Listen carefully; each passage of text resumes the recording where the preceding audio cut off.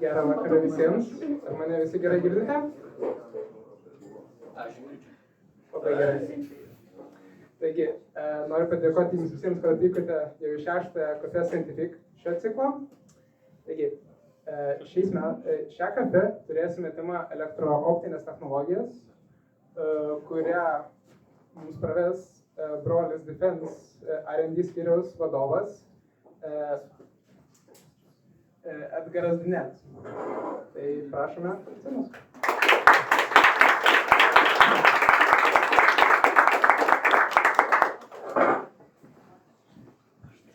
Ačiū labai.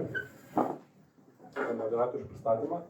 Kaip ir minėjau, aš dalies kaip ir atstovauju iš tikrųjų įmonę šiandien, bet nereikia išsigąsti, čia tikrai ne kažkokia produktų reklama ar kažkokie kiti ten komerciniai pasiūlymai ir panašiai yra, bet kadangi mes gana ilgai dirbam toje defense srityje, turim sukaupę tokią nemažą patirtį ir šios paskaitos tikslas yra labiau taip kaip supažindinti, galbūt pamėginti šiek tiek greit apeiti tas pagrindinės elektroninės technologinės, jų niuansus, skirtumus, palyginimus, kas yra naudojama. Tai nebus labai gilinamas į kažkokius tai gilius mokslinius terminus. Čia aišku, apie daugumą sričių galima gana ilgai gilintis į bet kurią temą, nes laiko nėra daug, tai bus pamėginta greitai peržvelgti tokią situaciją, kaip yra naudojami, kokias technologijas yra naudojami, kokie privalumai, minusai ir panašiai. Dar vienas niuansas yra, tai paskaitos metu jūs galite bandyti mane stabdyti, jeigu yra kažkoks tikrai įdomus klausimas ar kažkoks neaiškumas, gal kažką ten pamiršau paminėti, ar kažką neaiškiai pasakiau ir panašiai, tai galite bandyti stabdyti, klausti, užduoti klausimus, mes galėsim padiskutuoti, pasiaiškinti, sakyti yra, tik mane šiesa labai spygina, tai atsiprašau, jeigu nepamatysiu iš karto, kad kažkas kažko norite paklausti yra, bet galite tą prognozuoti, gali sušaukti. Gerai, tai pradžiai labai trumpai apie mus, apskritai, kas mes esame įtariaminiai ir panašiai, tai turbūt gal čia esate girdėję. Mes kaip įmonė startavome dar 2011 metais, čia formaliai yra pati veikla prasidėjo 2012 metais, startavome kaip tiesiog brolis Semiconductors. Mūsų pirmieji darbai, pirmieji tikslai buvo labiau kaip puslaidininkinių komponentų vystymas, pagrinde lazerinių diodų vystymas, mes pasistatėm rūmą, MV reaktorių, kad galėtume auginti puslaidinius kristalus ir iš jų gaminti kažkokius komponentus. Aš pats įsidarbinau irgi nuo tų pačių 12 metų, tai nuo pat pačios pradžios. Ir kaip čia viskas su ta gynyba siejasi, tai ta pati pradžia atėjo ta gynyba gana greitai, jau 14 metais, kai prasidėjo karas su Ukraina, daug jūs jau žinote, atsimenate.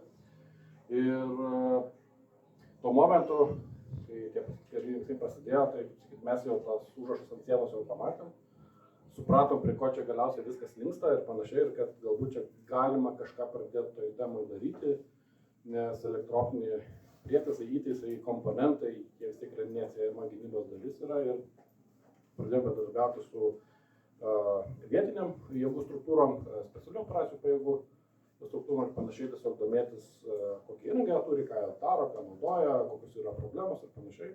Ir po truputį bandyti kažką vystyti. Tai tas nuo 14 metų ir prasidėjo, tai šiandien mes turim virš 10 metų patirties sukaupę ir nemažai dalykų esame sukūrę, ištestavę, išbandę, kažkas pavyko, kažkas nepavyko. Šiandien mes užaugome iki 70 darbuotojų, čia yra defense sritis, yra dar viena dukterinė įmonė.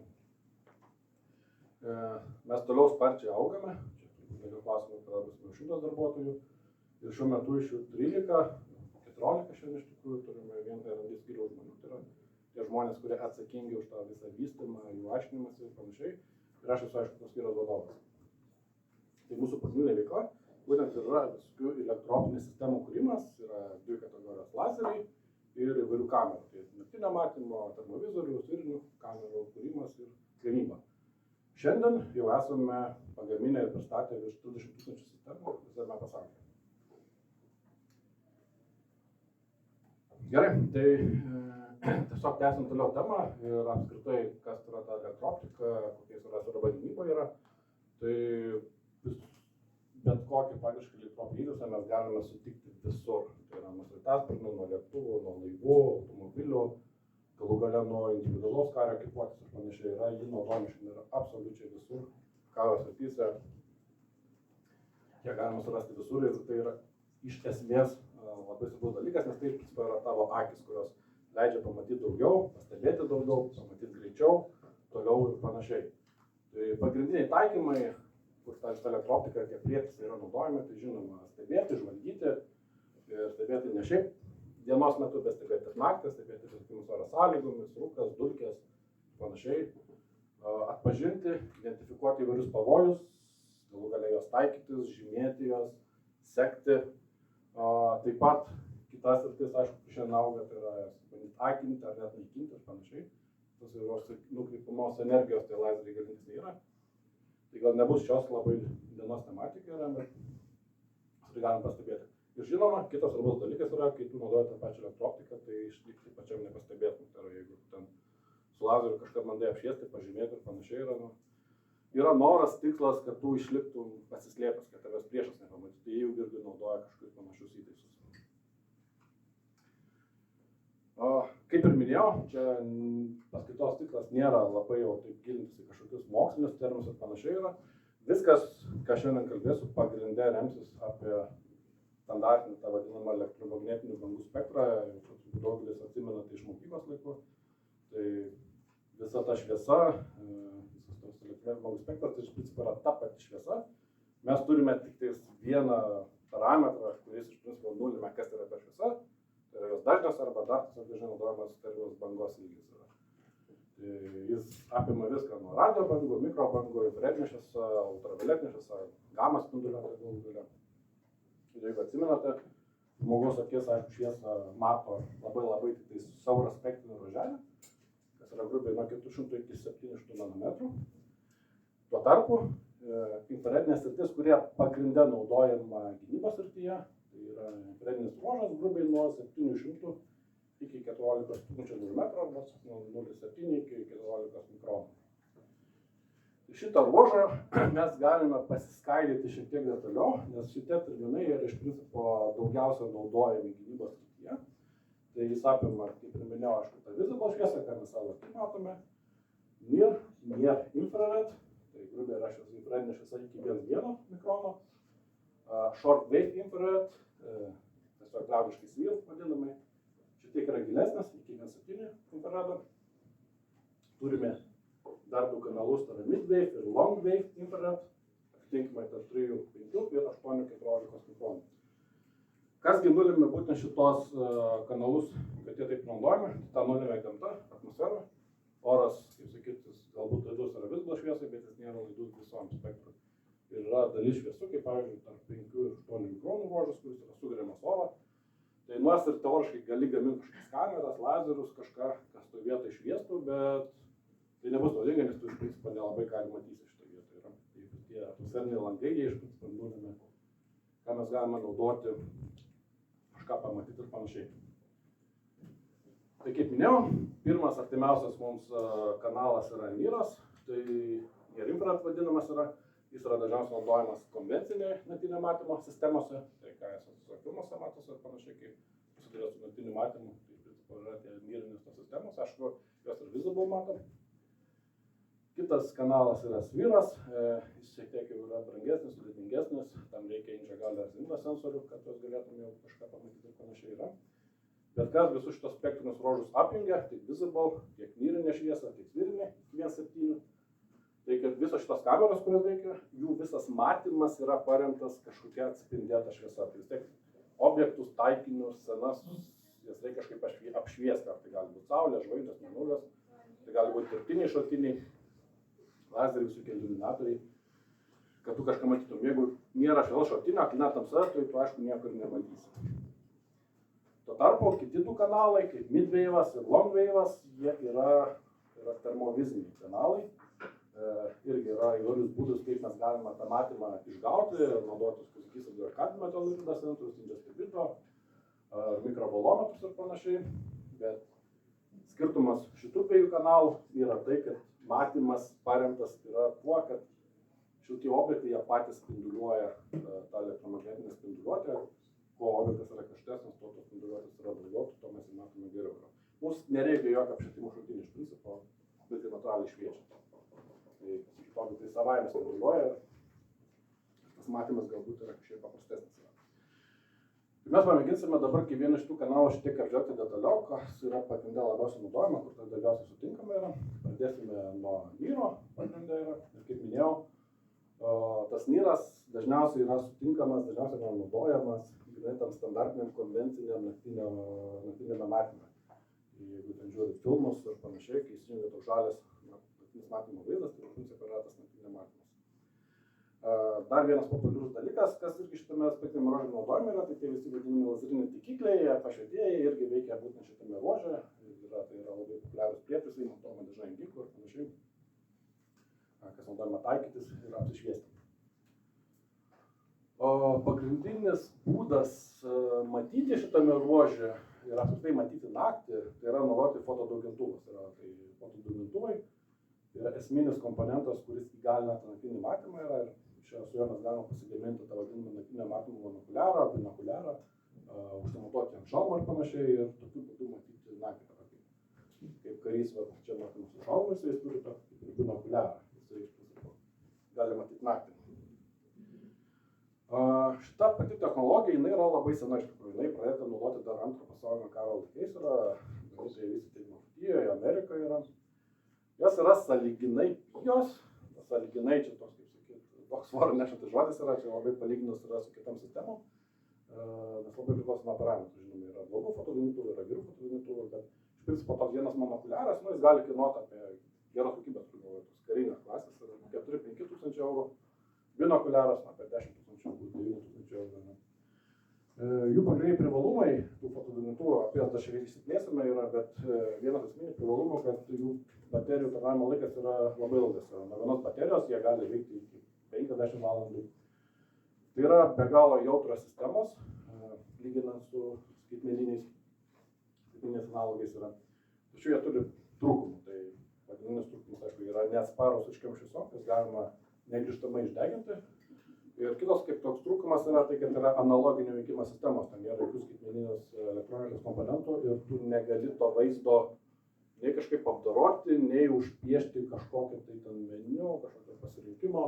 Jis įsijungia, jis tą vaizdą sustiprina ir viskas yra, kaip sakyti, daugiau kažkokių privalumų nėra. Ir šitie visi fotodaugintuvai, jie dažniausiai veikia iki 950 nanometrų. Tarpo šviesos šaltiniai dažniausiai veikia tarp 800-860 nanometrų, bet dėl to, kad išnaudoti tą maksimalų jautrumą.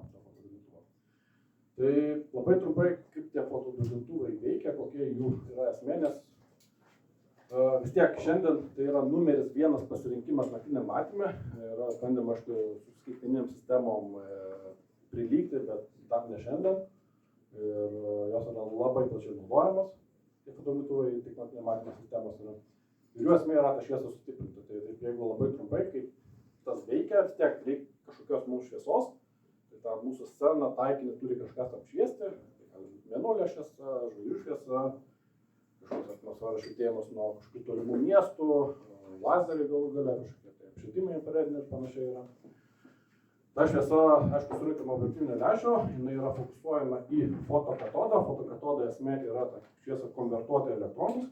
Ir tai elektronai patenka tokią vadinamą multikanalinę plokštelę, MCP angliškai, kurioje jie yra, srotas yra sustiprinimas, tokį video ten greitai pamatysime, ir tas srotas nukreipiamas yra į fosforą, kuris verčia vėl atgal į šviesą. Tai šitokį iš YouTube'as gerą video išsitraukiu, iš Veritasium kanalo. Yra padaręs labai gerą tokį vizualizaciją, kaip tas veikia, kaip ir minėjau, mums tą taikinį reikia apsišviesti. Ta šviesa pereina per objektyvinį lęšį ir fokusuojama yra ant fotokatodo, kas verčia tą šviesą į elektronus. Tai čia turėtų išvysti.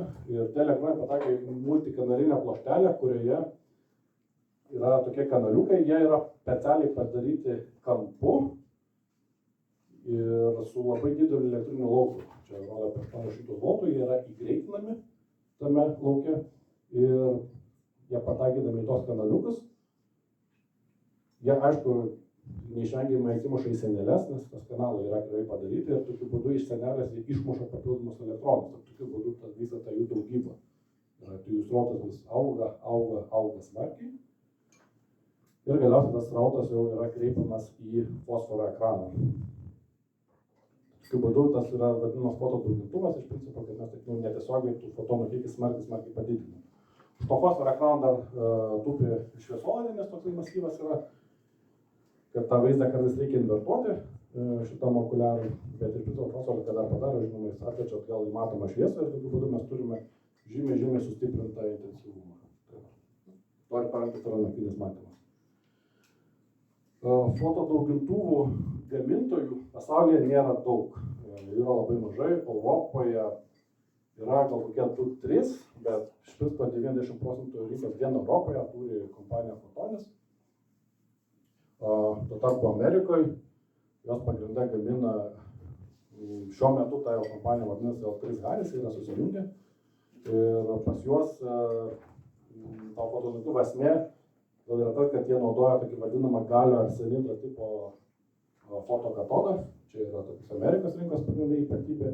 Yra tas būtent galio arsenidro fotokatodo naudojimas yra ir vadinamas tas Gen 3, ta jau generacijos trečios moderniausia karta naktinio matymo. Ir kaip minėjau, Europoje dominuoja Photonis, o Photonis Europą naudoja multišarminius fotokatodus.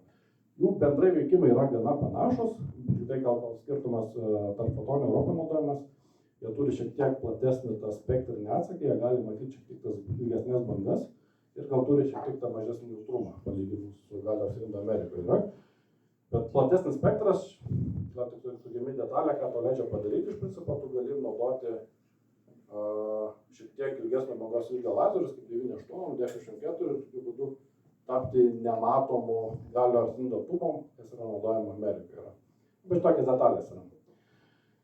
Kitas gal svarbus momentas irgi dar yra, kad tas pats fotodaugintuvas, kas yra naudojamas monokuliariuose binokliariuose, dažniausiai sudaro 70% viso to prietaiso kainos yra. Didžioji kaina, bet yra glūdi šitose komponentuose. Kaip ir jau minėjau pradžioje, jie nėra idealūs, fotodaugintuvai jie turi savo esminių minusų. Vienas jų pagrindinių minusų, su kuo dažniausiai susiduria kariškiai ir panašiai, jos labai lengva yra išdeginti. Ir dėl to jų nerekomenduoja jungti dienos metu ir labiau nekreipti į intensyvius šviesos šaltinius, kaip į lempas, ir nepalikti stacionariai. Nes jeigu tu palikti keliom minutom stacionariai į nukreipti kažkokią lempą, kaitrinę lempą, tai tikėtina, kad tu tiesiog jame išdegins fotokatodą toj vietoj, jis jau išdegins negrįžtamai. Kita dažna problema yra, kai kariškiai bando juos montuoti priešais tokius vadinamus redotus, tai yra tokį raudono taško taikikliai, ant optikos formuoja atspindį lazerio. Ir jau sustato netyčia per ryškiai ir tokiu būdu palieka, kaip sakyti, tašką centriniai tos tubos vietoje to fotodaugintuvo ir tas, aišku, deginimas irgi yra jau nebegrįžtamas. Kita problema pagrindinė yra su fotodaugintuvais, tai yra susijęs irgi su jų veikimo technologija, vėlgi su fotokatodo, ten su fotokatodo tokias apsauginė plėvelė. Ir tas efektas yra vadinasi halo efektas, tai yra, kai yra kažkoks ryškesnis šviesos šaltinis, tai ta šviesa yra linkusi atsispindėti nuo tos MCP plokštelės ir, kaip sakyt, pataikyti į kitus kanaliukus, tas kaip krostokas vyksta ir tokiu būdu jisai išplinta per kelis kanalus ir tos kaip bylynas susiformuoja ir iš principo tada intensyvios šviesos šaltiniai jie pradeda matytis tokie padidinti, užgožia galbūt kažkokius žmonės ir panašiai, kurie gali slėptis už to efekto ir panašiai. Yra tai toks ir kaip ir minusas yra. Bet ta plėvelė apsauginė jinai reikalinga tam, kad išsaugoti tą patį fotokatodą, kad jis būtų ilgamžiškesnis. Kaip pavyzdžiui, kažkokios jau Amerikoje labai yra elitinės pajėgos, jie dažnai neretu atveju naudoja tos fotokatodus be tos plėvelės, vien dėl to, kad išvengti tą halo efektą yra tik tai, kad tų fotodaugintuvų gyvavimo trukmė yra keli šimtai valandų ir, kaip sakyti, jos išmeta panaudojimo prasme, vienkartinė tokia būna.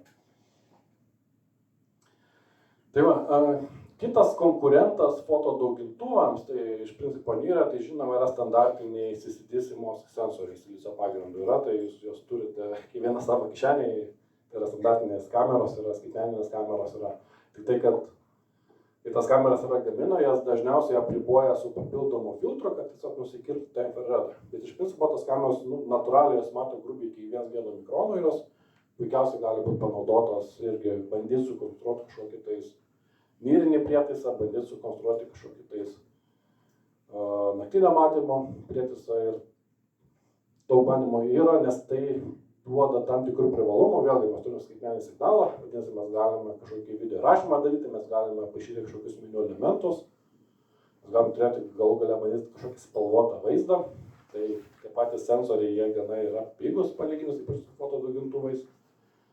Tai, kad jų tos, aišku, minusas yra dažnai tokių sistemų, kad yra labai didelis energijos suvartojimas yra, bet tas netrūkdo ir šiandien vis dar yra bandoma tai daryti, yra bandoma sukurti skaitmeninį analogą tiems fotodaugintuvams.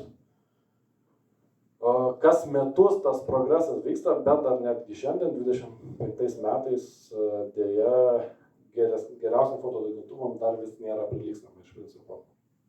Viena iš pagrindinių problemų gal yra ta, kad jeigu tu nori gerai matyti naktį, tu nenori, turi rinkti daug šviesos. Tai vienas iš būdų surinkti daug šviesos yra tai, kad tu tiesiog gali lyginti tą vadinamą integracijos trukmę, tai kiek laiko tu tą šviesą kaupi. Ir jeigu tu tą trukmę ilgini, tai kas nutinka su tuo pagrindu, tas, kad mažėja tavo kadrų seka. Tu nebegali turėti vaizdo ten 90 ar 60 Hz, tu apsiriboji save ties 30 Hz ir tavo tas vaizdas pasidaro tas nenatūraliai karpitas, to kaip stop kadrai tokie yra, o žmogus akį iš tikrųjų fiziologijai tas labai nepatinka yra. Ir vėlgi čia fotodaugintuvai turi didžiulį pranašumą, nes jų veikimas yra analoginis, jie neturi tokio dalykai kaip kadrų seka, kaip frame rate tokio jie neturi ir tokiu būdu tas vaizdas dėl to akims yra iš principo labai natūralus. Taigi, kokie yra pagrindiniai šviesos šaltiniai naudojami tam pačiam NIRE? Tai kaip ir minėjau, yra pagrindiniai visi taikikliai, apšvietimai, tai yra priemonės, kurios naudot turėtų kažkokią lazerinę liniją taikymus apšvietimui, tai veikia grubiai ties 850, tas yra nulemta būtent fotodaugintuvo jautrumo pikų. Kitas populiarus taikymas yra gaminti lazerinius atstumo matuoklius, rangefinder vadinamus yra, tai bandomas daryti arba iš šviesolaidinio lazerio, arba iš diodų. Tai NIRE dažnai naudojamas yra 905 nanometrų linija yra, bet tas daroma yra atsargiai, nes tokie rangefinderiai vėlgi jie yra matomi tų pačių naktinio matymo sistemų. Nes naktinės matymo sistemos jos nėra gal tokios jau, kaip sakyti, retas dalykas, jie dažnai turi priešas yra, tai tikėtina, kad jeigu tu pradėsi matuotis atstumus už tą bangos liniją, tave gali pastebėti. Kitas nirinio spektrinio ruožo platus panaudojimas yra vadinamieji lazeriniai taikinių designatoriai. Yra čia pavyzdį įdėjau iš įmonės Aktyvus, yra tokias lietuvių startupas, kurie irgi mano tiesiog dirbti yra. Tai ten tau reikia turėti galingą gana lazerį, bet tas galingas eina per energiją. Tau reikia turėti galingos energijos impulsus. Dažniausiai bent jau 20-30 mJ per impulsą, 14 nanosekundžių trukmės. Ir tą impulsą tau reikia moduliuoti dažniu, nes per tą dažnį tu iš principo užkoduoji tą impulsą ir su to užkoduotu impulsu tu jį šauni į taikinį ir tą taikinį apšaudai tuo koduotu impulsu ir tokiu būdu jis yra skirtas užvesti kažkokią bombą, raketą, kurią paleidžia koks nors naikintuvas ar dar kažkas, tai jisai matytų, kuriems skristi yra. Tai iš principo taikymas yra, tu pažymi taikinį, tu jį užkoduoji, nes raketa yra prisiriša prie to kodo. Jis ieško to lazerio spindulio, pamato spindulį, jo kodą nuskaito ir tokiu būdu tą taikinį seka. Tai čia kaip nuotrauka tas atrodo, tos sistemos ir panašiai. Ir galiausiai šitos irgi pagrinde niriniam ruožė veikia visi tos nukreiptos energijos lazeriai. Tai kai kalba eina apie tos lazerius, kurie skirti deginti, naikinti taikinius, ten yra labai populiaru jau fiberiniai, tai šviesolidiniai lazeriai, įterpio lazeriai. Nes jie tiesiog leidžia pasiekti labai didelės galias, ten spektrinės savybės yra, sakyti, nelabai gal kontroliuojamas smarkiai, bet ko turi, tai galios daug turi. Ten gali tiekti 5, 10, 20 kW, kurie, kaip sakyti, jau gali įvairiais atstumais deginti taikinius. Dar šiek detalių, kas liečia patį tą lazerinį pašvietimą, kaip ir minėjau, irgi, kadangi tų naktinio matymo sistemų yra galybė visam pasaulyje, jos gamina daug šalių, prieinamumas yra didžiulis yra, taigi aktualus dalykas irgi yra tas vadinamas dirbtinis apšvietimas ir dominuoja dvi pagrindinės sritys šitoje vietoje, tai yra tas vadinamas lazerinis pašvietimas ir ledinis pašvietimas. Tai šiuo atveju su lediniu pašvietimo. Galbūt yra toks niuansas, kad galbūt teko matyti, nežinau, tamsoje visokias apsaugos kameras ir teko pamatyti to akimis, kad jūs tokį duoda raudoną blausų švietėjimą yra. Tai tas vėlgi ateina iš to, kad jos dirbdamos žemo apšvietimo sąlygose, jos vis tiek turi įsijungti savo raudonas infraredinės lemputės, bet ledinių lempučių spektras yra gana platus ir dalis to spektro uodegos įlenda jau beveik į matomą šviesą. Žmogaus akis irgi yra šiek tiek jautri tam infraredui ir tokiu būdu jis yra matomas akiai. Tai dėl to su lediniais pašvietimais, infrarediniais pašvietimais gynybos ir visą laiką reikia labai atsargiai žiūrėti, dėl to, kad tu gali lengvai išsiduoti, jeigu kažkoks liepsis ir tokiu būdu bandys apsišviesti. Tave gali netgi plikom akim dažniausiai iš karto stebėti ir pamatyti yra. Sprendimas yra naudoti lazerinius diodus, kurie turi labai siaurą tą spektrinę liniją, dažniausiai pastumta į kažkokias gilesnės bangas, bet su lazeriniais diodais yra kita problema, kadangi siauras yra spektras, mes turim šviesos interferenciją ir tas mūsų vaizdas dažnai būna toks granuliuotas yra, mes galim nebematyti detalių yra. Tai kokia yra šios dienos tendencija, kaip sakyti, naujausia mada, kas yra integruojama į tuos pačius naktinio matymo prietaisus, į kažkokius tai lazerinius taikiklius, pašvietimo elementus yra, tai naudoti vadinamus biklerius, tai yra Vertical Cavity Surface Emitting Laser Diode masyvai, kuris pat turi kaip ir lazeriuką, kuris epitaksijoje yra formuotas statmenai epitaksiniam sluoksniam, bet tokiu būdu tu gali pagaminti visą masyvą ir turėti kelis šimtus. Jie tarpusavį nebeinterferuoja, nes iš principo tai yra vienas individualus lazerinis šaltinis, kurie turi čiut gal kažkokį tokį spektrinį dažnį ir tokiu būdu nebeturim interferencijos ir galim išgauti labai tolygų apšvietimą, tokiu būdu nebeturint to vadinamo speklo, to tokio granuliuotumo. Dar vienas sritis, kurioje šiandien... Taip, matau klausimą? Jo, aš tokį paprastą gal, o kodėl visą laiką jie yra žali? Tai toks susitarimo reikalas ar... Geras klausimas. Jo, tai labai geras klausimas iš tikrųjų yra, apie tai neįsiplėčiau, bet nėra susitarimo reikalų. Tiesiog žalia spalva, jinai, kaip kai atsirado pirmieji naktinio matymo prietaisai, jie buvo žali, nes čia gal tai buvo manoma labiau dėl to, kad žmogaus akis yra jautriausia žaliam spalvom ir tokiu būdu neva tu gali geriausiai išskirti žalios spalvos atspalvius. Geriausiai pastebėti detalės ir panašiai yra. Bet paskutinius 5, gal 10 metų tos mados šiek tiek keičiasi ir šiandien tų naktinio matymų galim rasti kitų spalvų. Gal kita tokia labiau dominuojanti yra vadinama balta, tokia gal labiau melsva yra vadinama. Bet būna ir geltonų, jau gal būna oranžinių. Tai čia tos iš dalies kaip yra skonio reikalas. Gal tik tai vienas svarbus momentas yra, kad dažniausiai visokių lėktuvių pilotai, kurie irgi skraido naktį, tai irgi užsideda tus akinius iš tikrųjų. Jie dažniausiai naudoja geltonos spalvos, pagrindę dėl to, kad geltonos spalvos fosforas jis turi vadinamą trumpiausią atsako laiką. Jis yra greičiausias, tai jis greičiausiai sureaguoja į tos elektronus ir greičiausiai konvertuoja. Čia vien tik dėl to, kad turėti patį trumpiausią atsako laiką, kad ta informacija, kuri ateina tavo akis, būtų pati, sakyt, vėliausia, kad tu turėtų mažiausių vėlinimą, pilotam tas yra aktualu. Tai, sakyt, dėl to skirtingi fosforai, kurios spalvos gali turėti šiek skirtingų niuansų yra, bet jeigu tu naudojant žemės yra, tai šiandien tai yra skonio reikalas. Tai čia tiesiog dažniausiai rodo žalias, nes žalias tiek yra populiariausia šiandien. Taip?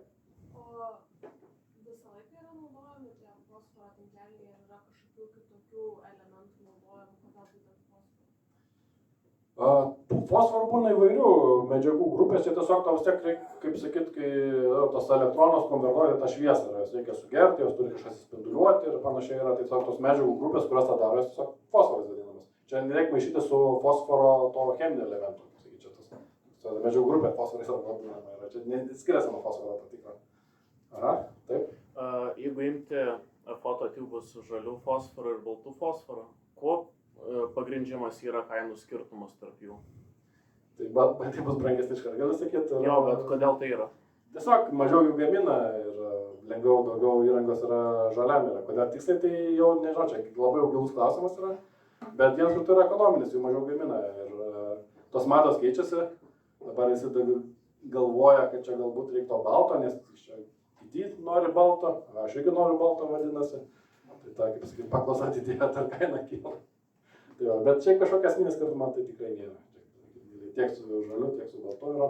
Yra kiti parametrai, kurie nulėmė tos fotodaugintuvo gerumą ir panašiai yra. Aš čia vėlgi neminėjau, bet jeigu kažkas domėsitės fotodaugintuvais, naktinių matymų įranga, šiandien čia gal kaip aktualu jau yra. Yra toks vienas skaičius vadinamas FOMO, kas nulėmė tos tubos gerumą, yra figure of merit vadinasi.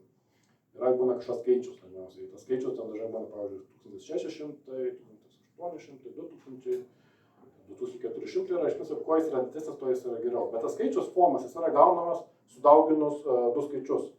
Tai tokia rezoliucija centrinė, principo, kiek yra smulkus vaizdas to fotodaugintuvo, su vadinamu gainu, su signalo ir triukšmo santykiu. Tai tos rezoliucijos būna ten grubiai 60-70 tų vadinamų linijų per milimetrą ir gainų vertės dažniausiai būna ten 25, 28, 30 yra. Tai jeigu kažkada domėsitės ir panašiai fotodaugintuvais, tai ką rekomenduoju, aišku, FOMas kuo didesnis yra, bet dar labai atsižvelgti jos gainą yra. Tai svarbiausia yra gaina turės kuo didesnė yra ta rezoliucija, kol jinai siekia 64 linijų poras į milimetrą, pilnai to užtenka, tik daugiau tikrai nereikia, bet gainas kuo didesnis, to geriau reikia. Iš 30 yra, tai čia jau bus tikrai neblogas fotodaugintuvas. Galim testą? Taip. Ar klaidingai suprantu, kad įvairiai mandriai padengtų lęšiukų reikia ten atspariom ir įvairaus pralaidumo dangomis? Taip, kaip sakėt, bet vėlgi ta optika, kurią naudoji šitas, tai pagrindinis jos reikalavimai yra, tai turi būti spektriškai laidi iki grubiai, bent jau 1 mikrono, ten įvairia bando iki 1,1 traukti, vėlgi fotodaugintuvo nelabai mato iki 1,1 jau, kaip sakėt. Kitas pagrindinis reikalavimas optikai yra tai bent jau priekinio lęšio dangos atsparumas, tai visokiem abrezijom ir panašiai.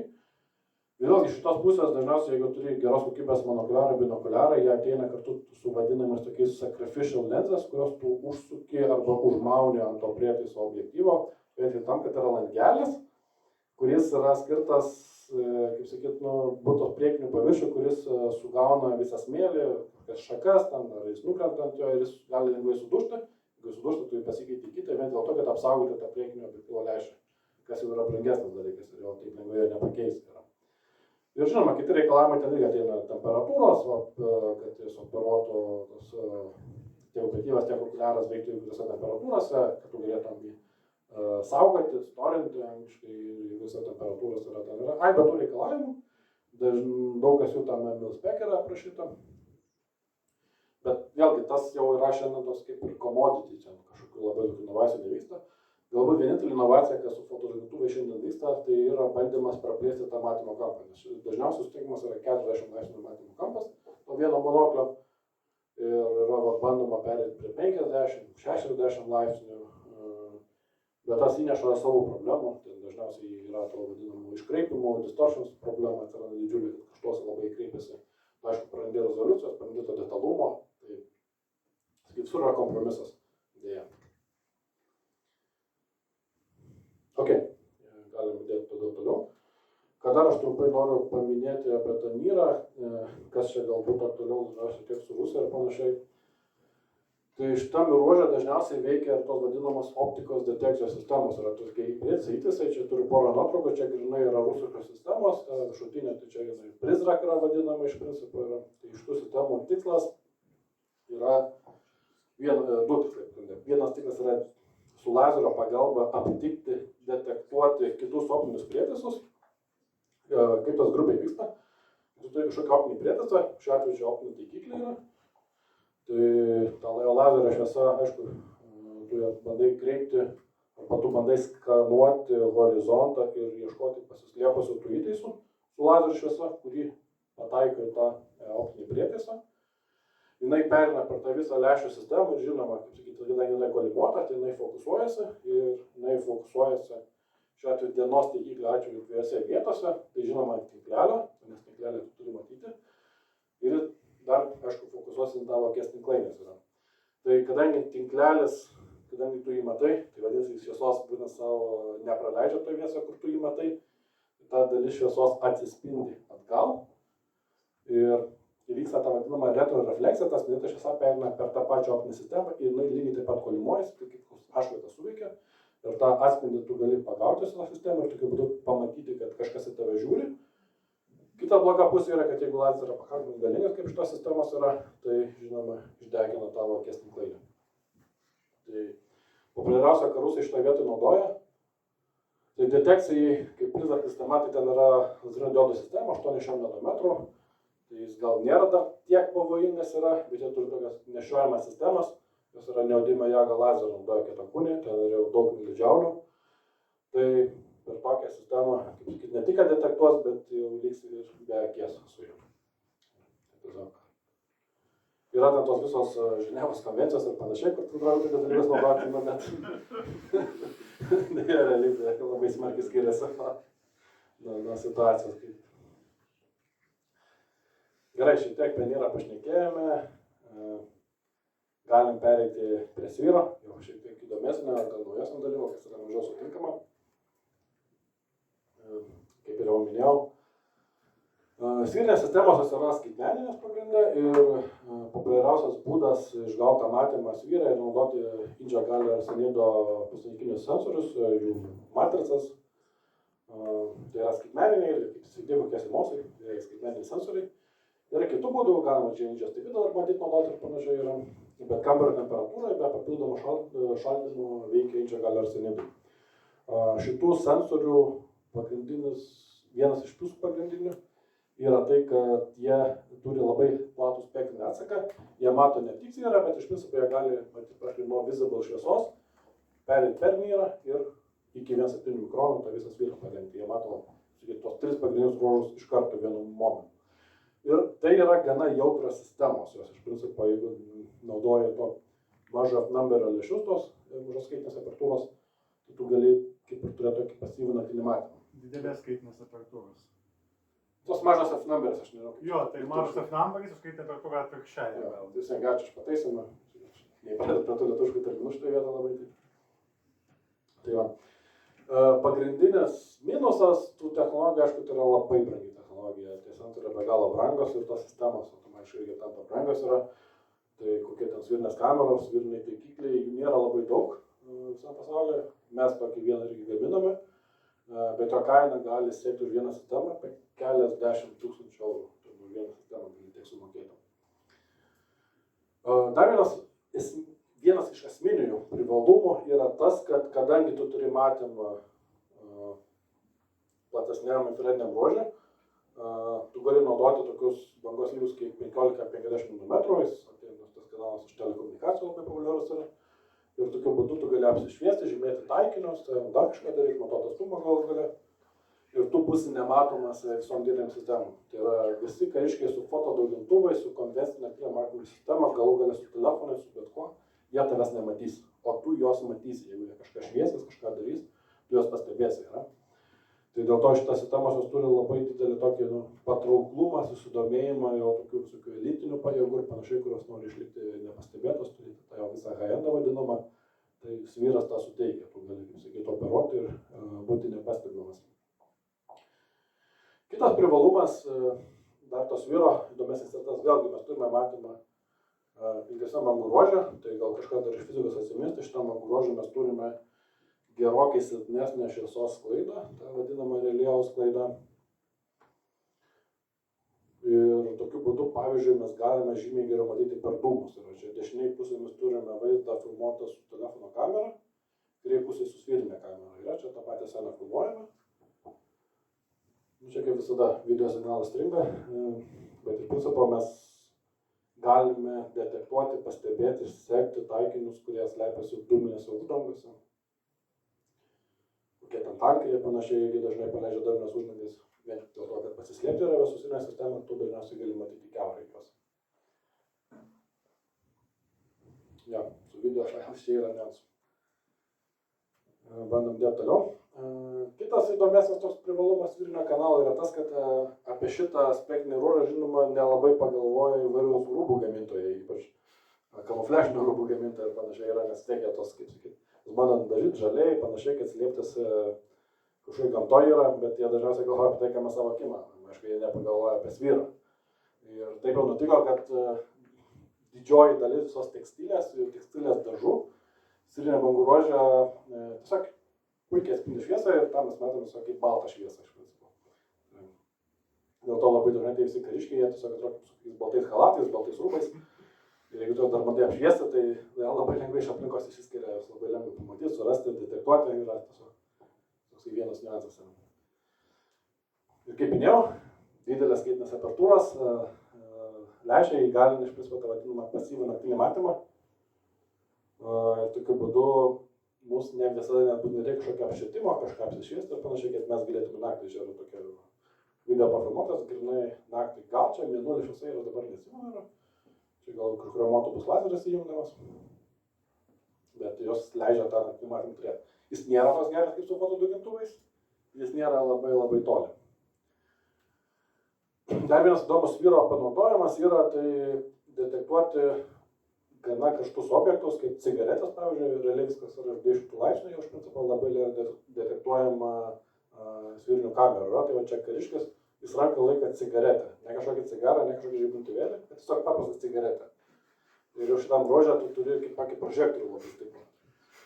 Tai jeigu kažkur užsirūko, toli tu su sviru iš karto matysi, kad kažkas užsižiebė smarkiai, kad kažkas ten yra, kažkas vyksta. Kokį mažų mato? Kaip? Kokiu atstumu mato? Tai čia priklauso nuo lęšio. Kaip sakyčiau, centras yra vienas, bet atstumą to nulemia optika, kurią naudosi. Bet detekcija, kad kažkas šviečia, tai ten matysiu daug kilometrų jau, kaip sakyti, iki pat horizonto matysiu greičiausiai. Bet kažką, kad jau ten bandyti resolvint, kažką išskirti, reikia kažkaip didesnės optikos. Bet tu pamatyti detektuosi, kad kažkas užsižiebė, kažkokia lemputė veikia. Tai tas kaip sakyti. Tai štai vietoj rūkimą žudą.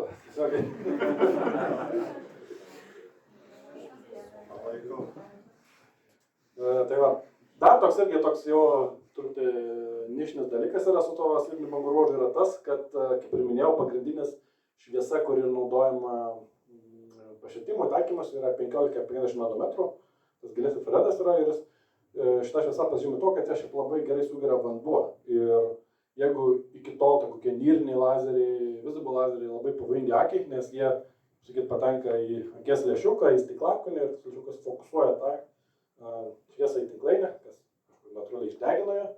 Tai svyra, ta šviesa didžioji dalis, jinai susigeria tame stiklakonėje, lęšiuke ir iki tinklainės nelabai kas nueina. Ir tokiu būdu tie lazeriai, jie gerokai yra saugesni, realiai saugesni per vieną ar dvi net eilės lyginant su atitinkamais nyriniais lazeriais. Tai tas yra gana patrauklu naudoti urbanistinėse taikymuose, miestuose, automobiliuose. Prašviesti ten kokius stiklus yra, kaip šitame video čia rodėm. Gali net bandys tamstos stiklus prašviesti su lazeriais. Ir ieškoti, ar kažkas ten slepiasi, ar kažkas ten sėdi ir panašiai yra. Toks vienas irgi yra už gana labiausiai naudojimų taikymo, tai to labai domisi dažniausiai elitinės policijų pajėgos, kaip Paras, ten kitų šalių, kaip SWAT ir panašiai. Jiems tas yra gana aktualu, nes jie dažnai operuoja urbanistės aplinkose ir jiems dažnai reikia to stebėjimo per stiklus. Dar vienas vyro panaudojimas, čia irgi toks šiek tiek nišinis dalykas yra, bet aš buvau čia prieš kelias klaidas užsiminęs apie tos vadinamus lazerinius designatorius, kurie veikia neodimą jagą lazerio principu ir generuoja apie 10-64 nanometrus, kas yra grinai ant jau to krašto, ką mato fotodugintuvai, šiaip dauguma fotodugintuvų nelabai ir mato to bangos lygį iš tikrųjų. Ir čia ilgą laiką, bent jau seniau, buvo problema, kad tu tą designatorių turi tą lazerį. Tu gali jungti, gali taikytis, bet tu dažniausiai net nematai, į ką tu taikai ir panašiai yra. Tai kadangi svyrai tu turi labai išplėstą ruožą ir iš principo netgi šviesos paros metu tu gali bandyti tą liniją matyti, tai čia grinai jau paties nufilmuota yra Lietuva, kaip mes tokį vieną designatorių tam bandomės yra taikinę ir mes matome dienos metu tą jo liniją, ką jis taiko ir kur tu taikoma, tai vadinamas spotas yra. Tai kaip ir išsprendė tą problemą. Gerai, tai tiek turbūt apie svyrą trumpai ir laikas pereiti prie termovizinių kanalų. Kaip ir primenu, dominuoja du kanalai, midwave'as ir longwave'as, yra midwave'as tarp 3-5, longwave'as tarp 8-14 yra. Ir šitų kanalų esmė yra tas, kad mūsų jau nebereikia kažkokios tai išorinės šviesos. Objektai jau patys spinduliuoja tą šviesą, užtenka ją pagauti, surinkti, sufokusuoti ant sensoriaus ir turėti jau tą vadinamą terminį vaizdą.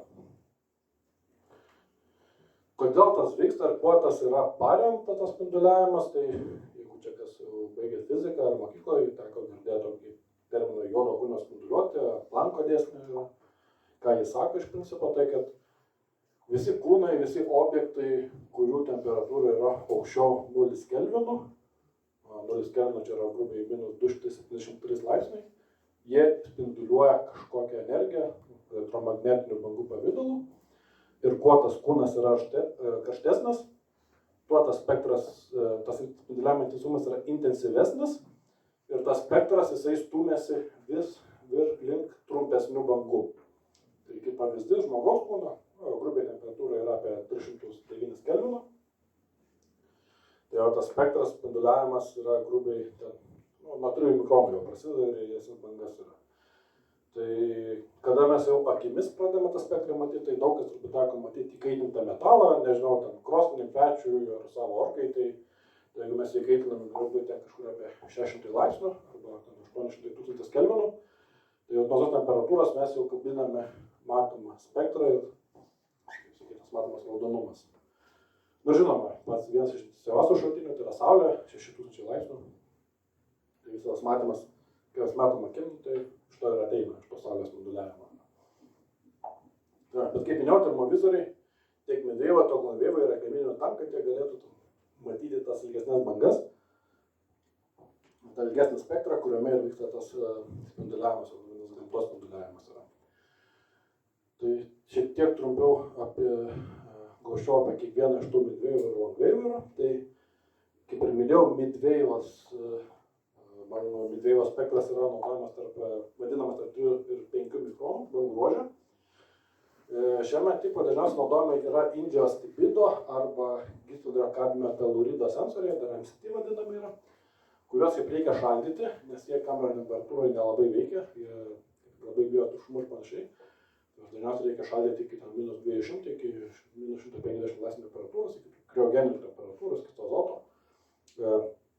Gynybos sistemose tas yra pasiekiama naudojant Stirling kulerius, kurie tą temperatūrą pasiekia, tik tai aišku, tas minusas yra tas, kad tai vartoja energijos, yra didelis sprendimas ir jisai užtrunka dar, nes su tą varikliuką turi jungti ir dažniausiai turi praeiti 3, 4, 5 minutės, kada jis ataušina tą sensorį yra, tai tokiu būdu tik tada gali pradėti tą sistemą naudoti. Kai jis atšąla, tai sensoris yra iš tikrųjų be galo jautrus ir kadangi jis yra be galo jautrus, mes galim, kaip sakyti, panaudoti jį naudojant su optika, kurią turi mažą skaitinę apertūrą, kaip čia kolega pataisė. Ir tokiu būdu tie lęšiai gali būti nebūtinai tokie didžiuliai, bet jie gali turėti labai didelius žinių nuotolius. Ir tokiu būdu tokios sistemos dažniausiai yra, Medvejevo sensoriai dažniausiai yra naudojami stacionariose sistemose, didžiulio atstumų stebėjimuose, ten pasieniai, bokštai ir panašiai yra, tai vis tiek yra kažkokios didelės sistemos skirtos žiūrėti dažniausiai labai toli. Bet egzistuoja ir portabilių sistemų. Tas pats FLIRas, Amerikos kompanija, turi tokią XLR sistemą, neįmontuojama yra ant ginklo, turi tokį BDFU Recon sistemą ant rankų, kaip sakyti, nešiojama tokia stebėjimo. Jos yra gana brangios, vienu iš sensorių su kuleriu gali tekti pakloti apie 20-30 tūkstančių eurų už vieną tokį. Ir pati sistema, jinai gali kainuoti tokia portabili. Tai šita virš 100 tūkstančių, šita apie 200 tūkstančių žinoma bus ir apie šitų kainas jau patyliu. Bet kokį duodas privalumą, tai čia toks vieną video yra, kuris parodo jų pajėgumą, galimybę. Tai čia dabar žiūrima atstumus, kurie grubiai yra iki 4 km. Čia Amerikai, Santa Barbara yra krantas. Bando yra zoominti, naudojant zoom lęšį. Tokį padėjus ant televizijos bokštą, tu gali prašai visą Vilnių prisizoominti, bet kurį tašką ir panašiai. Ir pamatyti tą terminį vaizdą. Detektuoti šiltus objektus, žmonės, automobilius ir panašiai. Bet kaip minėjau, tai yra gana brangi technologija, su savo niuansais yra. Ir mes dar turime kitą kanalą, tą vadinamą Longvejevo. Jis yra šiek tiek ilgesnis bangos, tarp 8-14 grubiai yra. Ir populiariausias būdas išgauti vaizdą šitame kanale tai yra naudoti mikrobolometrus. Tai nebėra jau tokie kaip grinai pusnatiniai elementai. Mikrobolometro esmė yra turėti tokį kaip tai šviesai tam spektrui jautrų elementą, kuris kybo ore. Jis yra dar tokių kaip pusės bangos lygio atstumo nuo pagrindo, kuriame kybo. Jis tas tiesiog šviesą sugeria ir kai tą šviesą sugeria, jo varža keičiasi. Ta varža, paleisdami srovę, mes bandome tą varžą pamatuoti ir pagal tą pamatuotą varžą mes sprendžiame iš principo, kiek jis to šviesos surinko ir tokiu būdu mes galime spręsti apie tą atėjusią šviesos intensyvumą. Pagrindai egzistuoja dvi technologijos, kur tie mikrobolometrai yra gaminami, tai yra morfinio silicio vadinami, ASI, arba vanadžio oksido. Tai vanadžio oksido yra šiek tiek vėlesnė technologija. Yra realiai visos naujos sistemos yra būtent paremtos vanadžio oksidos, o morfinis silicio jau gana sudėtingai rasti, tai yra senesnė vadinama technologija. Žinoma, tą patį long wave, tos pačius 8-14 mikronų, esant reikalui mes galime padengti su šaldomų sistemų, vėlgi su tais pačiais MCT, Injustibido, jeigu tam reikia. Tas yra įmanoma, bet tiesiog su mikrobolometrais tas yra gal šiek tiek paprasčiau. Tam, kad tų sensorių nereikia šaldyti, jie puikiai veikia kamerų temperatūrai, iš tikrųjų gali net iki plus 70 temperatūros yra. Jie nėra žinomi tokie jautrus, su jais reikia jau naudoti mažos mažo numberio optiką. Ir dėl šios priežasties tas matymo atstumas, ruožas veikimo jis yra gana apribotas, jis dažniausiai būna arba artimas, arba kažkokios tai vidutinės distancijos yra. Dėl to šitie sensoriai labai paplitę kaip tokios nešiojamos, pigios, paprastos sistemos, tai rankinės, ant ginklo montuojamos, maži dronai naudoja ir panašiai yra. Ir šiandien ypač kas liečia visus ginklo taikiklius ir panašiai, tai yra pati populiariausia. Ir dėl to, kad jos lyginai mažesnės kainos, tai yra labai plačiai šiandien vystoma technologija, labai daug, ne tai, kad labai daug, bet yra gana daug kompanijų, kurios formuojasi, labai Kinija aktyviai šitą juda, nes realiai vis dauguma, ypač ginklo taikiklių, kas yra montuojama, realiai 9 ginklo taikiklių, kas naudojama yra iš termovizijų, tai yra būtent long wave sistemos, nes jos gana pigios, yra paprasta kiniška pigesnė sistema, tai jau ten gali rasti nuo kelių šimtų eurų iki 1000 eurų startinė kaina, jeigu jau nori kažkokios geresnės kokybės, tai medžioklė galėtų naudoti kažką tokio kokybiškesnio, tos sistemos jau grubiai kainuoja tarp 2-4 tūkstančių eurų. Karinės sistemos prasideda nuo 5 tūkstančių, bet dažniausiai būna 10-15 tūkstančių eurų. Ir šitie long wave sensoriai turi be galo didelį pritaikymą, kaip minėjau, ginklo taikikliai, netgi daro tokius montuojamus ekranukus ant pistoletų, vien tam, kad tu galėtum tos taikinius vėlgi naktį, dieną puikiai matyti. Ant dronų labai smarkiai auganti rinka yra, nes tokiu būdu tu gali tą droną įgalinti matyti naktį, pilnai skraidyti, tau nebereikia dienos kameros. Ir plus, tu taikytus matai, nes jie yra šilti, jie išsiskiria iš aplinkos ir tokiu būdu jas yra žymiai lengviau surasti. Ir netgi irgi visokių hibridinių variantų yra, tai vadinamos tokias ekoti sistemos, kliponai, kur tu turi tokį mažą termovizoriuką, tu jį išsimontuoji ant tavo monokuliaro, binokuliaro, ta kamera capturina tą vaizdą ir jinai per to tokį mažiuką ekraniuką per prizmę atiduoda kolimuotą vaizdo objektyvą ir tokiu būdu tu gali pradėti stebėti kažkokius tai šiltus objektus su savo standartiniu naktiniu matymu, ko tu nematytum to šilto objekto, jeigu tu nerangi to klipono. Vėlgi, kaip minėjau, yra daugybė, bet aišku, didžiausias pritaikymas tai yra ant ginklo montuojamas, ginklo taikiklio. Ir vis tiek, kadangi tai yra labai didelis pritaikymas, yra galbūt dar reikėtų biškį paminėti apie pačius tos ginklų taikiklius, kokie jie būna ir kaip yra naudojami. Tai egzistuoja dviejų rūšių vadinami taikikliai, pavieniai ir vadinam tokio kliponų tipo yra. Tai pavieniai taikikliai tai tiesiog skirti yra montuotam ginklo ir to daugiau nieko nereikia, turi okuliarą, tu prisidedi akį, tu puikiai matai, patogiai matai.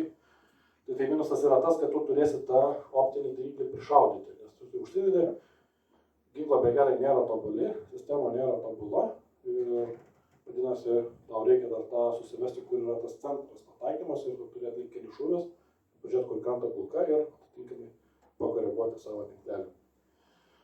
Tuo tarpu klipon sistemos vadinamos, jos gaminamos yra šiek tiek kitaip. Jų okuliaras yra gaminamas taip, kad juos atiduotų tokiu pačiu kampu vaizdą. Galbūt netgi iškart gal prieisiu prie kitos skaidrės. Atiduota pačiu kampu vaizdą vien dėl to, kad tu vis dar galėtum naudoti savo dienos optiką. Nes jeigu tu, pavyzdžiui, operuoji dieną, tau ta dienos optika vis tiek yra geriausias turbūt dalykas. Tu gali gerai prizumti ir panašiai, bet jeigu ateina, aišku, naktis, tu nieko nematysi. Ir dažniausiai, ko šauliai, snaiperiai, tikrai šauliai, ko jie nenori daryti, jie jokių būdų jos nenori tos optikos nuiminėti. Nes jeigu tu ją nuimsi, tu ją vėl uždėsi, tu jos tikrai neuždėsi lygiai taip pat, šiek tiek žiūrės kitur ir tau ją reikia vėl prišaudyti, kas, aišku, yra nepatogu ir ne visada įmanoma yra. Tai, kas yra dažnai daroma, yra su tom terminiais arba tai elektropiniais priedėliais yra bandoma prisitaikyti prie tos optikos matymo kampo. Tai kliponinių sistemų esmė yra tas, kad jos kokiu kampu vaizdą mato, tokiu kampu tą vaizdą ir atiduoda. Tokiu būdu jų optinis artinimas yra grinai vienetas. Jos iš principo to nekeičia yra. Ir tokiu būdu tu jau užsimontuoji ant priešais dienos taikiklį ir tau situacija matymo kampų niekas nepasikeičia. Tokį pasikeičia spektras, kurią tu matai iš visible spektro, aišku, perini prie termovizinio, svirinio spektro ir panašiai ir gauni to spėtinio rožo privalumas yra. Dar kitas privalumas yra tokių kliponų, jeigu jis yra teisingai gerai pagamintos, tam nereikia jų prišaudyti, nes jos viso labo ką daro, tą vaizdą konvertuoja į kitą spektrą. Tiksliau, matomą tą capturimą sugaunamą spektrą konvertuoja į matomą spektrą, bet nekeičia nei optinio didinimo ir nekeičia krypties. Tokiu būdu tu gali, netgi jie kreivai šiek tiek užsidėti, ir jeigu yra gerai pagaminta, tu vis tiek gali naudoti tos dienos optikos tinklelį ir pataikyti. Tai va, žinoma, kaip ir visos sistemos, ir bet kokia technologija tai nėra visapusiškai su visais pliusais. Yra ir minusų, tai pagrindiniai termovizorių minusai irgi yra keli. Tai vėlgi, jie yra jautrus gana intensyviems šaltiniams, jos yra galima nesunkiai išsideginti, jeigu bandyti žiūrėti saulę ir panašiai yra. Čia, pavyzdžiui, yra nuotrauka atsiųsta grynai pasieniečių, kurie naudoja termovizorių. Ir čia matome tokį išdegintą liniją, tai kas čia nutiko, saulė patekėjo, pradėjo judėti į horizontą. Čia matome tokius protarpius yra, tai tikėtina gal debesis čia užplaukė, kaip sakyta, saulė biškai uždengia yra, bet tas įsidegino. Jeigu tai būtų morfinio silicio sensorius, kaip žinėjau, tos senesnės technologijos yra, tai tas uždeginimas būtų negrįžtamas, jis jau viskas, jis pasiliktų ilgam. Su vanadžio oksido, tai jis jau moderniais sensoriais, yra pliusas tas, kad jis įsidegina, bet jis laiką baigiant atsistato, jis, kaip sakyti, regeneruoja. Ir ta atsistatoma trukmė, aišku, priklauso nuo išdeginimo intensyvumo, nuo ekspozicijos trukmės. Grubiai tas užtrunka kelias dienas, galbūt vieną kitą savaitę panaudojama yra. Ir iš esminių termovizorių minusų, irgi daug ką žinojo, yra tai, kad jie nemato kiaurai stiklus. Stiklai, jie grubiai nustoja veikti nuo 2,5 mikrono spektrinio ilgio bangos iki tokio bangos lygio jie praleidžia tą šviesą grubiai. Dar priklauso nuo stiklo, bet kas yra ilgesnės bangos, jie to blokuoja. Tai tiek midveivas, tiek longveivas, jis kiaurai stiklų nemato. Tai tos vienas yra esminių minusų, tu nebegali matyti, kas yra viduje. Tai klausimas? 5 minutės. Ai, sužavau. Tai va, tai paskubėsim 5 minutės. Čia vienu minusu yra. Ir dar trumpai apie šviesos šaltinius, šiek tiek irgi paminėti yra. Jie nėra labai populiarūs šitame tiek midveivo, tiek longveivo kanaluose yra, bet jie egzistuoja yra. Tai pagrindiniai tų dalykai yra bandoma kartais yra daryti tokius lazerinius žymeklius, markerius, naudojant kvantinius lazerius, kas jie vadinamus yra, tai čia yra video. Tai jeigu čia matot tokį mažą mėgsėjimą, jis vos matosi yra, tai va čia tas lazeris užvestas yra ant taikinio yra. Tai gana ribotas galimybės.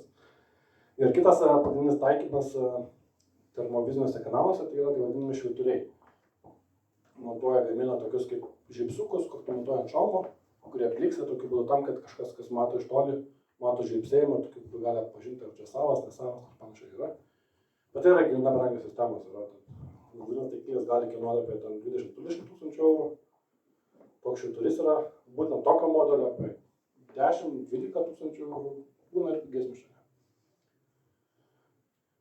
Gerai, tai perėjom visus pagrindinius kanalus. Kas toliau? Yra dar vienas iš tikrųjų tarpinis kanalas tarp 1,7-3 mikronų.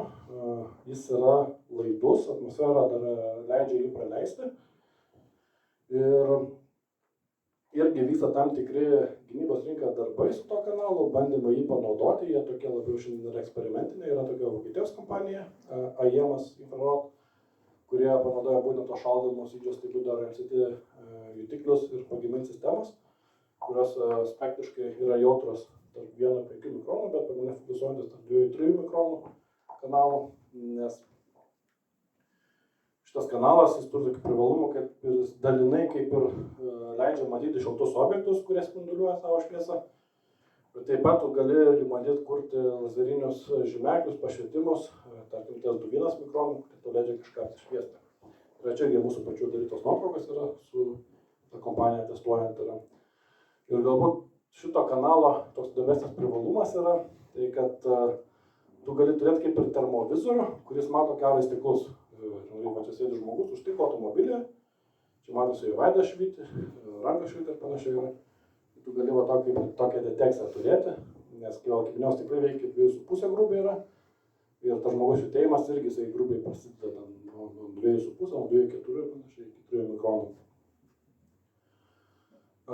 Pagrindinė, aišku, minusai vėlgi tai yra gana toks neištyrinėta, plačiai nepaplistų technologija yra ir pagrindinis vėlgi minusas yra, kad labai sunku rasti pagaminti stiklus, iš kurių tu galėtum pagaminti objektyvus, kurie galėtų tiek tą terminį vaizdą, tiek tą svirinį vaizdą kepčianti. Kitas įdomesnis pritaikymas šito bangų ruožo, to vadinamo praplisto sviro tarpinio, yra priešlėktuviniai gynybai. Tai čia dėl šitiek išsiplėsiu yra, tai turbūt daug kas teko matyti visokius video, kaip numušinėja lėktuvus. Naudojant tokias vadinamas MPS sistemos, yra nešiojamos oro gynybos sistemos, labai populiarios priemonės naudojant numušinės sraigtasparnius ir labai daug yra Rusija prigaminus, kaip įglas ir LS sistemų, labai daug ko yra, ypač Afrikoje yra, kaip sakyti, žmonės gali neturėti ko valgyti, bet ir ko tikrai turi tai šitą sistemą. Ir jų veikimo principas pagrinde yra gana paprastas, nes naudoja dažniausiai švino kokio sulfido, švino druskų detektorius. Tai yra pikslo detektorius, kuris sėdi priešais tokį besisukantį retiklą. Tas metas yra vadinamas Spin Cam Reticle Seeker, kur pusė yra uždengta ir pusė yra optinis chopperis, kuris skaido optinį signalą ateinantį raketams. Tos matomas vaizdas yra ir tos raketos tikslas yra tai, kad detektorius negautų šviesos, tai kad jis grynai būtų centruotas ant to retiklo. Jeigu raketa pasislinka į šoną, tai per šitas dantukus praeina optinis signalas, detektorius pradeda gauti signalą ir priklausomai nuo intensyvumo ir nuo tos krypties, kurie yra tie choperiukai, jis gali suprasti, ant kiek stipriai nukrypo ir kokia kryptimi nukrypo ir tokiu būdu save atsitaisyti. Kaip minėjau, jos tikslas yra nebegauti jokio signalo, tu vadinasi esi užsirakinęs ant taikinio, esi, tu kaip ir sakyti, reaguoji į taikinį, skleidžiamą šilumą.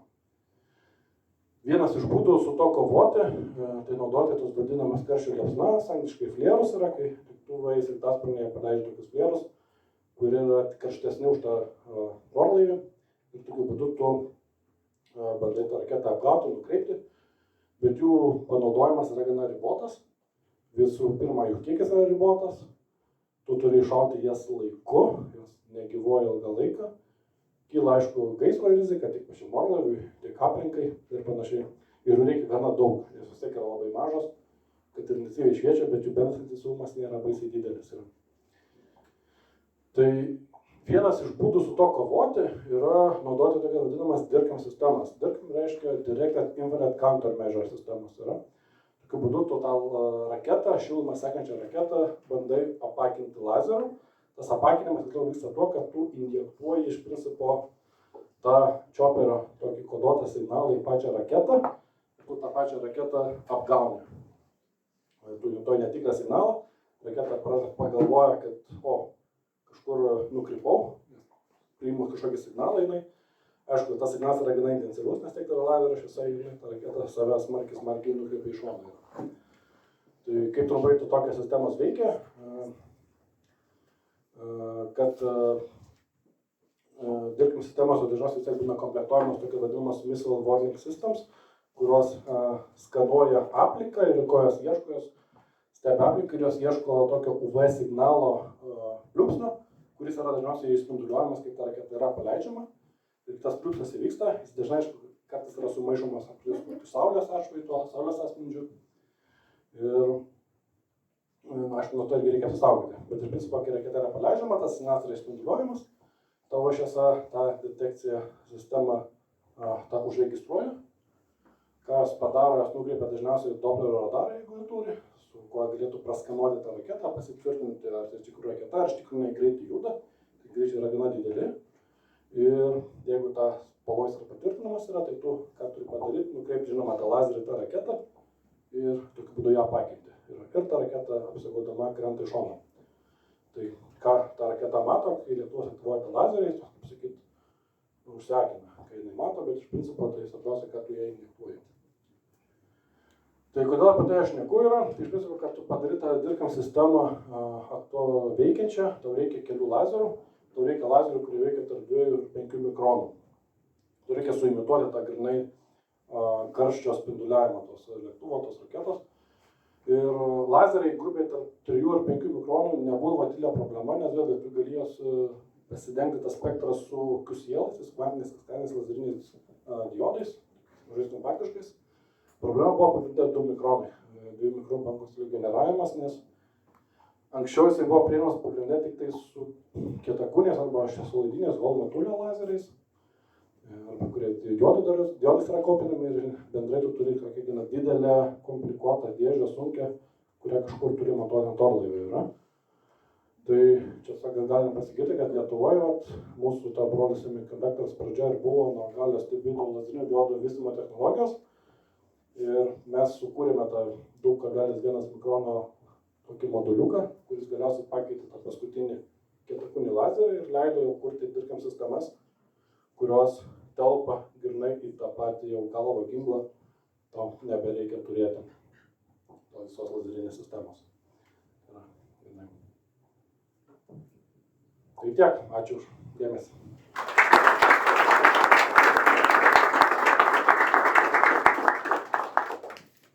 Būtų dar porą klausimų? Taip, Kristinas, kai minėjote pradžioje, man labai iškrito sąvoka, bet ta sistema, kuri šauna lazerį ir jeigu yra atspindys, detektuoja... Taip.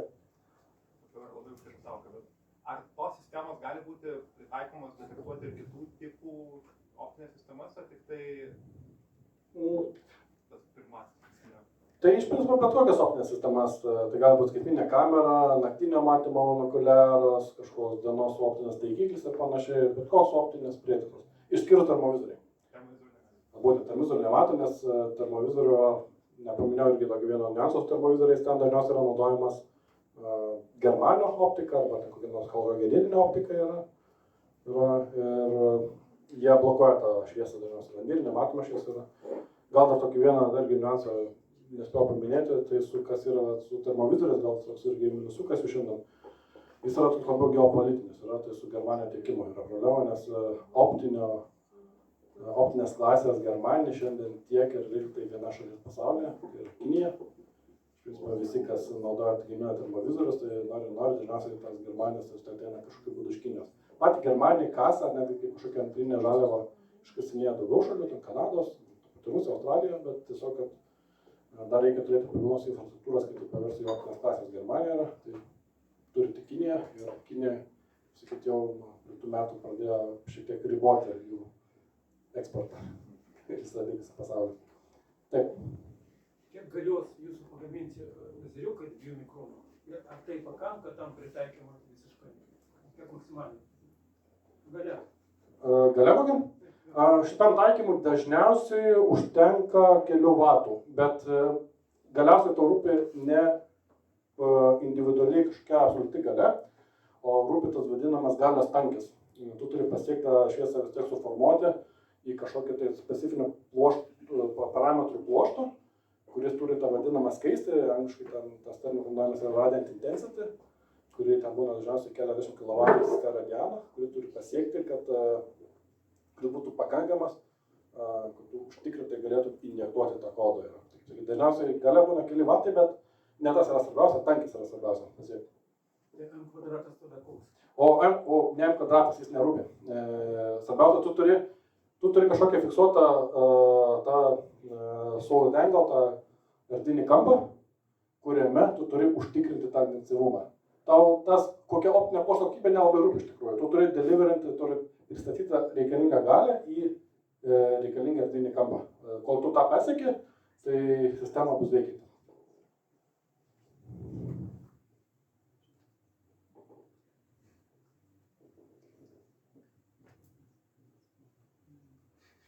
Klausimų matau nebėra, tai norėčiau Operinings vardu padėkoti šiam nuostabią paskaitą. Jums maža dovanėlė.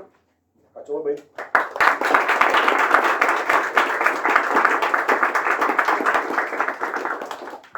Tai turėsit dar klausimų, manau, galite paklausti elektros, kita kafe, kaip visada, už mėnesio, sekite socialinius tinklus. Ačiū, kad atėjote.